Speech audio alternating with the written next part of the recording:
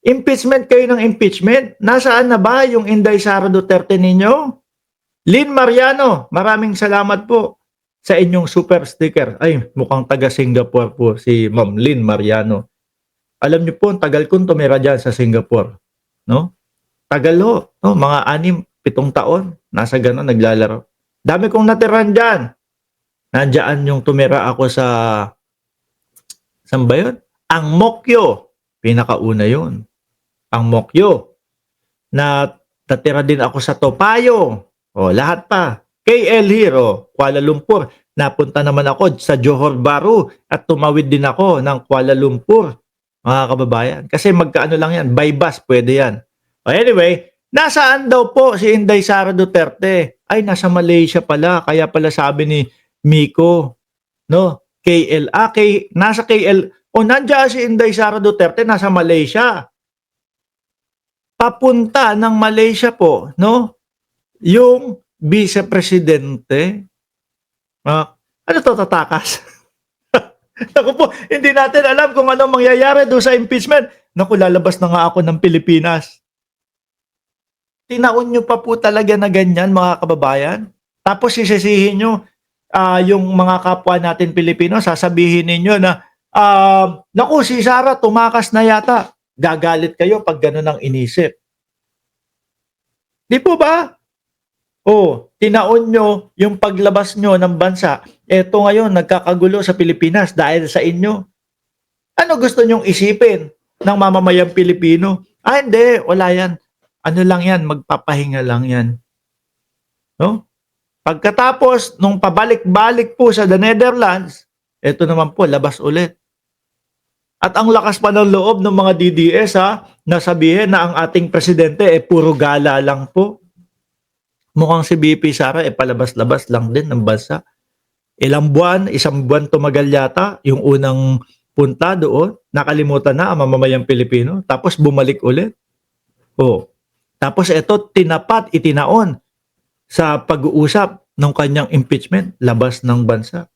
Tapos pag inisip ng mamamayang Pilipino na kayo ay tatakas, magagalit kayo. Di po ba? BP Sara patungong Malaysia kasama ang pamilya dedma sa impeachment.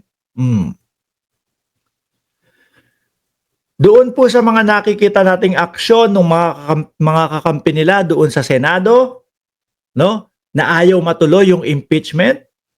Tingin nyo dedma yung mga yan? Hindi. No? Style lang po nila yan. Pagmukain na, walang pakialam dyan. Mas masakit pa sa yung break-up kesa doon sa impeachment o ma-impeach ng Kongreso. Pero deep inside po, mga kababayan, ayaw nilang matuloy yan at natatakot silang matuloy yan. Patungo si Vice Presidente Sara Duterte sa Kuala Lumpur, Malaysia, kasama ang kanyang pamilya ayon sa pahayag ng Office of the Vice President nitong Martes. Vice President Sara Duterte is traveling to Kuala Lumpur, Malaysia on a personal trip with her family. Personal daw ho, mga kababayan. Bakit kaya taon na taon, ano? Ma'am, hindi, tanong ko lang, babalik po ba kayo? Sana bumalik kayo, no? Kasi kung tuluyan kayong maglalabas ng bansa at hindi kayo babalik, naku po. Parang si Harry Roque din po kayo. Di ba? Hindi. Ako naman naniniwala ako babalik yan si Inday Sara Duterte. No? Kailangan harapin. Ang sagot sa problema ninyo na kinakaharap, harapin. Magpaliwanag, ipaliwanag, depensahan ang inyong sarili. Huwag yung pagtakas. Tingin ko naman hindi tatakas to. In the course of her visit, she is scheduled to attend the Independence Day celebration and engage in an OBP program consultation with overseas Filipino workers on June 12. Meron naman palang ganun, mga kababayan.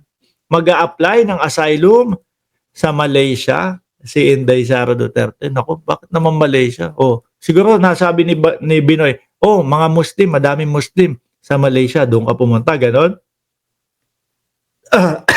Sabi, paano ko naman to isa-shoutout yung mga pangalan mo? Tama, oras nyo na dumipensa dyan, kaso tinatakasan, kakahiya mga DDS. Una ring sinabi ng defense team ni Sara Duterte na nakahanda raw silang harapin ang lahat ng mga walang batayang aligasyon ibinabato sa pangalawang Pangulo. Kaugnay ng kanyang impeachment, nauna nang iginiit ni Duterte na mas gugustuhin niya raw magkaroon ng isang madugong paglilitis. O yan, baka kaya hindi po makapagdesisyon yung mga Congress natin mga kababayan Kaya po hindi makapagdesisyon yung mga Congress natin, yung mga senators natin dahil po diyan sa sabi ni Inday Sara Duterte. Ready kami, nakahanda kami. Nakahanda kami, no? At gusto namin ng madugong trial o madugong impeachment. Biruin niyo po yan, mga bossing. Sila pa ho ang matapang, no? Iniisip ko din, tumatakbo din sa isipan ko, baka si Cheese, kaya ganun yung kanyang mga desisyon, natatakot doon sa bloodbath na sinabi ni Inday Sara Duterte. Pero, nung pong mga kababayan, nung nahalata ng mamamayang Pilipino, naku, nagbabanta ang Vice Presidente. Nung nahalata na ho, mga boss chief sir, kumambyo naman po si Inday Sara Duterte. Dahil ang tinutukoy niya daw po sa bloodbath, mga bossing, siya daw po. Kasi siya daw po yung i-impeach. At inihalin tulad niya yung impeachment niya doon daw ho sa pagpapapako o pagpako sa krus. Kaya madugo daw po. Siya daw po ang dadanak ang dugo, mga kababayan. Ngayon, mga bossing, yan na nga po. Bago natin umpisahan itong vlog na ito, sabi ko sa inyo, hindi ko na hinintay yung botohan nila dun sa remand. Mga bossing, di ba? Hindi ko na hinintay yung botohan nila doon sa remand. Umpisahan na natin to kasi gagabihin na tayo. Ngayon nga po, ang naging pasya po, pagbotohan. At sinasabi po, ayun, no? Sinabi sa atin ni Jordan G na wala na, remand na, no? Sa madaling salita po, ibinalik na po sa Kongreso, no? O ito, papakita ko ho sa inyo mga boss ha. Ibinalik na papakita ko, wala pa. Kailangan ko i-share muna, no? Grabe yung nila. Grabe yung mga style nila, no? Para lang ma-delay itong impeachment na ito. Abante News Online, breaking news. Sa botong 18-5, iba ang Senado natin ngayon. Sa botong 18-5, nagdesisyon ang Senate Impeachment Court na ibalik sa House of Representatives ang impeachment case versus Sara Duterte. Mga kababayan, ang sinasabi po nila Coco Pimentel, pwede naman natin silang hingan na lang sila.